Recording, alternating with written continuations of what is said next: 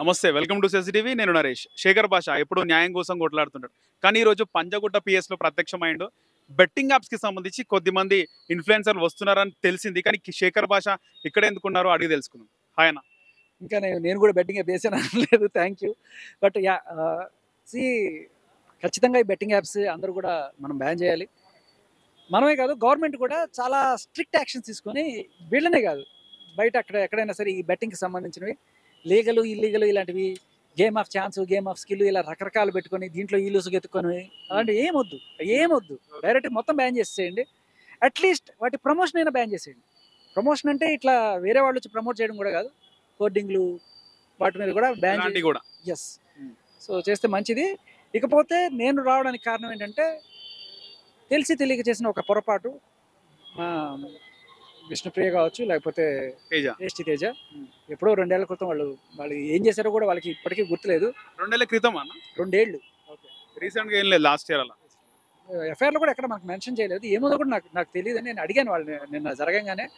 But వాళ్ళకి ఏం idea లేదు. ఎప్పుడో ఏదో చేసిన, ఎప్పుడో డిలీట్ కూడా చేసేసాను, మనకు సంబంధం లేదు. ఇప్పుడు ఎవరైతే బిగ్ బాస్ సెలబ్రిటీస్ ఎవరు కూడా సిద్ధంగా లేరు ఇవి ప్రమోట్ చేయడానికి, విచ్ ఈస్ వెరీ గుడ్ పరిణామం. అండ్ ఇది ఈ కేసు పెట్టడం అనేది నిజంగానే మంచిదే జరిగింది. ఒక కోట్లాది మందికి ఒక మెసేజ్ వెళ్ళింది. ఈ కేసు తేలదా, దీంట్లో శిక్ష పడుతుందా అవన్నీ పక్కన పెడితే హీరో పరిగెత్తుకుంటూ వచ్చి ఒక్కరిని కొడతారు కదా, మిగతా వాళ్ళు ఆగుతారు కదా. అలా కొన్ని వేల మంది ఇప్పుడు బెట్టింగ్ యాప్స్ చేయకుండా ఆగుతారు, ప్రమోట్ చేయకుండా. బట్ కాయరాజకాయ కాసేవాళ్ళని కూడా మనం ఆపడానికి ఏదైనా ఆలోచించాలి.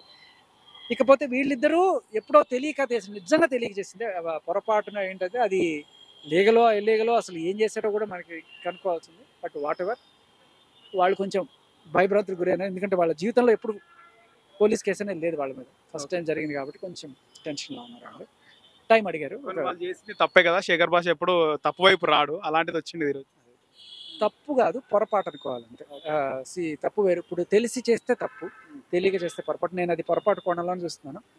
మేబీ పొరపాటు అయినా కూడా వాళ్ళ లీగల్ కాన్సిక్వెన్సెస్ వాళ్ళు ఫేస్ చేయాల్సిందే. దాంట్లో నేనేమి ఇన్వాల్వ్ అవ్వను, సమర్థించను కూడా.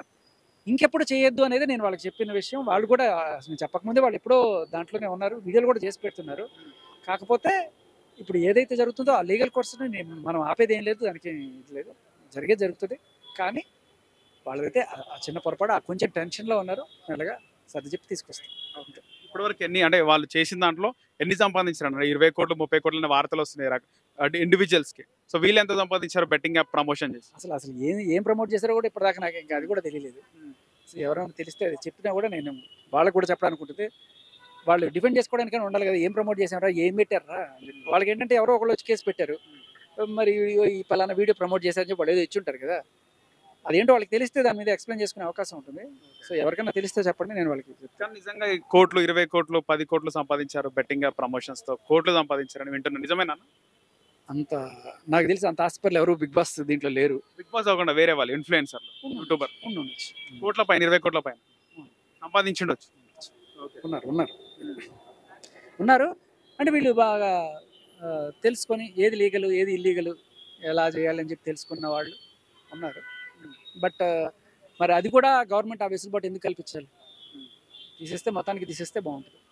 చాలా వరకు హీరోలు కూడా నార్త్ సైడ్ చూసుకుంటే గుట్కా, పాన్ మసాలా యాడ్స్ ని వాళ్ళు ప్రమోట్ చేస్తున్నారు. సోను సూద్ లేరా, అమితాబ్ బచ్చన్ లేరా? వీళ్ళు దీనికి డైరెక్ట్ వీళ్ళు పెద్ద వాళ్ళే చేసిన, అంటే దాంట్లో లీగల్ ఇల్లీగల్ వాళ్ళకి ఒక పెద్ద టీం ఉంటుంది కాబట్టి వాళ్ళు చూసుకుంటారు.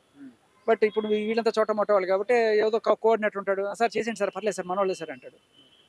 ఇలా అయితే కానీ తెలియదు.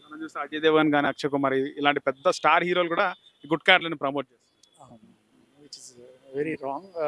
మేబీ దానిపైన ఏమంటారు? అవి కూడా చాలా మందికి జీవితాలు నాశనం అవుతున్నాయి కదా. ఖచ్చితంగా. సో ఏ మందు, సిగరెట్, గుట్కా ఇవే కాకుండా సినిమాల్లో అసభ్యకరమైన, అశ్లీలకరమైన పోస్టర్స్ ఏవైతే లిప్ కిస్సులు పెట్టుకుంటూ ఉన్నవి రోడ్లో అలా అంటించడం కూడా నిషేధించాలి.